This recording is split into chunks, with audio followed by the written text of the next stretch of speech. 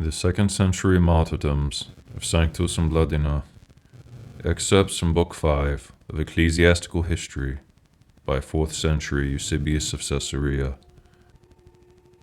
In the 17th year of Emperor Antoninus Verus, the persecution of our people was rekindled more fiercely in certain districts on account of an insurrection of the masses in the cities, and judging by the number in a single nation, myriads suffered martyrdom throughout the world. A record of this was written for posterity, and in truth it is worthy for perpetual remembrance. The country in which the arena was prepared for them was Gaul, of which Lyon and Vienne are the principal and most celebrated cities. The Rhone passes through both of them, flowing in a broad stream through the entire region. The most celebrated churches in the country sent an account of witnesses to the churches in Asia. Having related other matters, they began their account in this manner. The greatness of the tribulation in this region, and the fury of the heathen against the saints, and the sufferings of the blessed witnesses, we cannot recount accurately, nor indeed could they possibly be recorded. For with all his might, the adversary fell upon us, giving us a foretaste of his unbridled activity at his future coming. He endeavored in every manner to practice and exercise his servants against the servants of God, not only shutting us out of the houses and baths and markets, but forbidding any of us to be seen in any place whatsoever. But the grace of God led the conflict against him, and delivered the weak, and set them as firm pillars, able through patient endurance against all the wrath of the evil one. And they joined battle with him, undergoing all kinds of shame and injury, and regarding their great sufferings as little, they hastened to Christ, manifesting truly that the sufferings of this present time are not worthy to be compared with the glory which shall be revealed to us. First of all, they endured nobly the injuries heaped upon them by the populace, clamors and blows and draggings, robberies and stonings and imprisonments, and all things which an infuriated mob delight in inflicting on enemies and adversaries. Then being taken to the forum by the chiliarch and the authorities of the city, they were examined in the presence of the whole multitude, and having confessed, they were imprisoned until the arrival of the governor. Then finally the holy witnesses endured sufferings beyond description, Satan striving earnestly that some of the slanders might be uttered by them also. But the whole wrath and populace and the governor and the soldiers was aroused exceedingly against Sanctus, the deacon from Vienne, and Martyrus, a late convert, yet a noble combatant, and against Attalus, a native of Pergamos, where he had always been a pillar and foundation, and Blandina, through whom Christ showed that things which appear mean and obscure and despicable to men are with God of great glory through love toward him manifest in power, and not boasting in appearance.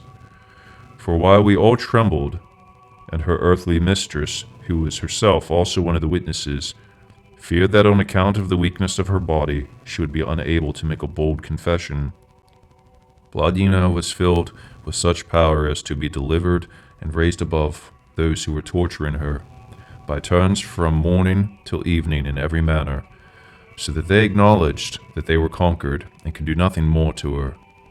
And they were astonished at her endurance, as her entire body was mangled and broken.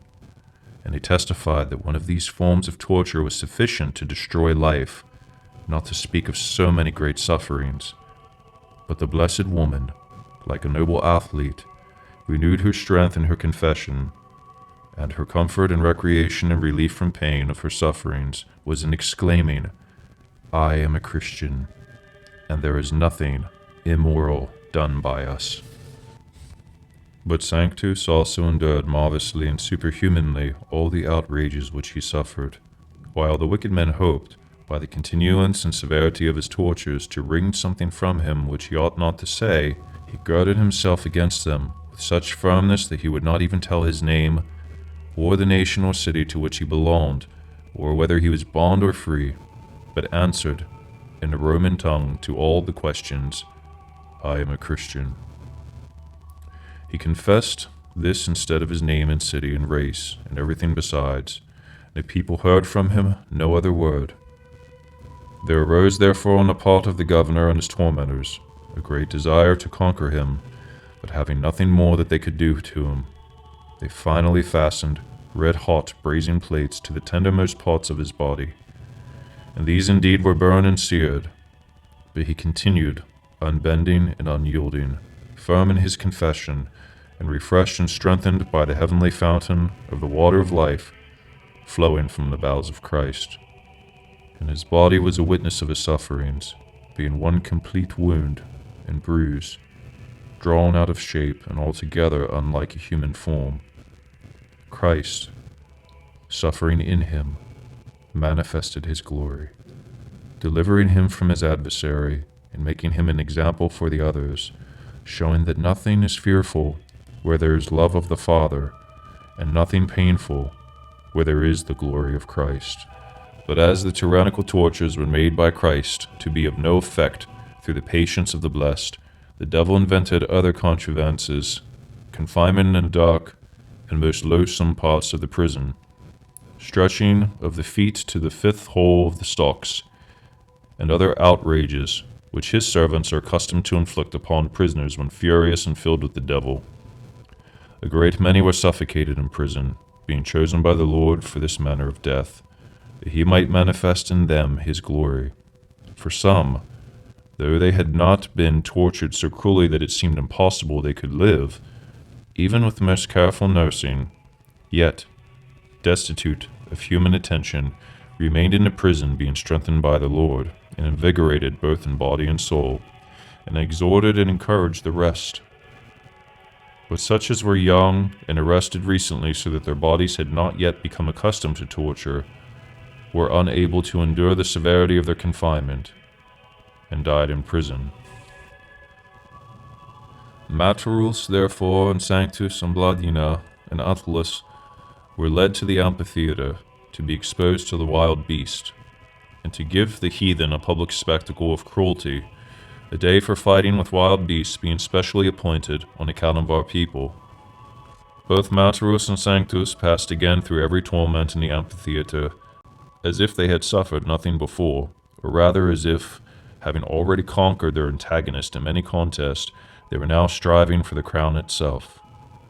They endured again the customary running of the gauntlet, and the violence of the wild beast, and everything which furious people called for and desired, and at last the iron chair, in which their bodies were roasted, tormented them with the fumes.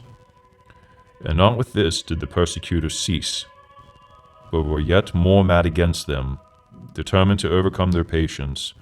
But even thus they did not hear a word from Sanctus, except the confession which he had uttered from the beginning. These then, after their life had continued for a long time through this great conflict, were at last sacrificed, having been made throughout the day a spectacle to the world, in place of the unusual variety of combats. But Blandina was suspended on a stake and exposed to be devoured by wild beasts who should attack her. And because she appeared as if hanging on a cross, and because her earnest prayers, she inspired the combatants with great zeal, for they looked on her in her conflict and beheld her with outward eyes, in the form of their sister, him who was crucified for them, that he might persuade those who believe on him that everyone who suffers for the glory of Christ has fellowship always with the living God. As none of the wild beasts at that time touched her, she was taken down from the stake and cast again into prison. Thus she was preserved for another contest. After all these, on the last day of the contest, Blandina was brought in again, with Ponticus, a boy about 15 years old. They had been brought every day to witness the sufferings of the others, and had been pressed to swear by the idols.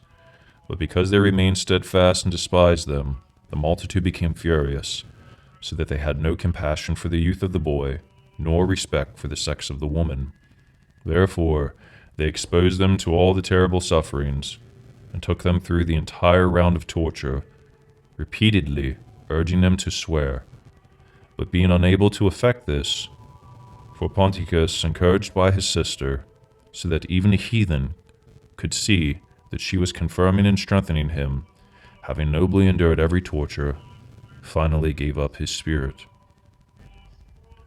But the blessed Blandina, last of all, having as a noble mother encouraged her children, and sent them before her, victorious to the king, endured herself all their conflicts and hastened after them, glad and rejoicing in her departure, as if called to the marriage feast, rather than east to the wild beast.